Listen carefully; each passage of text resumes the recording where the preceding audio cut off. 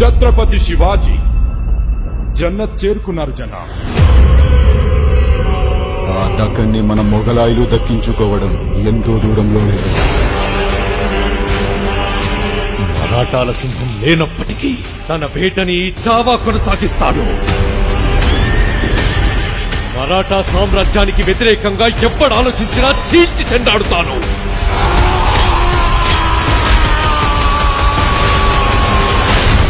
గర్జనకి లొంగకపోతే పంజాబేటు తప్పదు.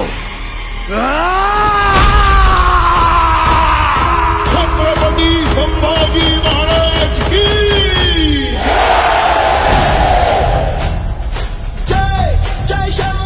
ఈ యుద్ధం స్వరాజ్య సాధన కోసం చేసే యజ్ఞం. ఆ మహాదేవుని సాక్షిగా ప్రతి పౌరుడి సంరక్షణే మన లక్ష్యం. స్వరాజ్య స్థాపన సాక్షాత్ ఈశ్వరేచ్ఛ.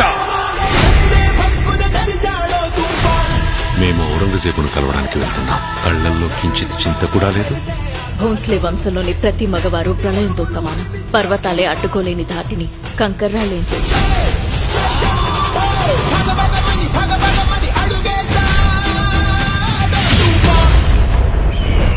చిన్న పెద్ద చూడకుండా అయిన వాళ్ళ శవాలని తొక్కుకుంటూ ఈ కిరీటాన్ని అందుకున్నాను. మేము మళ్ళీ ఈ కిరీటాన్ని ఆ పొగరుబోతు సంబా చావు కేకని హిందుస్థాన్ మొత్తం విన్నాకి ధరిస్తాను. కాషాయం రంగు ఎక్కడ కనిపించినా సరే ఎర్రగా మార్చి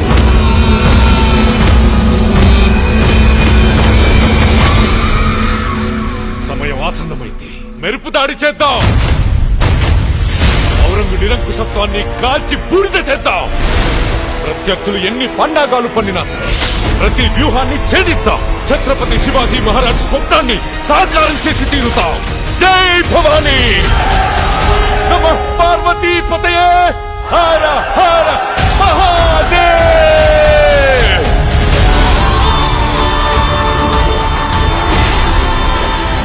సమగ్ర మరాఠా సామ్రాజ్యంతో పాటు నేను కూడా ఎదురు చూస్తుంది ఈ రోజు కోసం. మీ నమ్మకం మాకు తోడుంటే యుద్ధం కూడా ఉత్సవమే.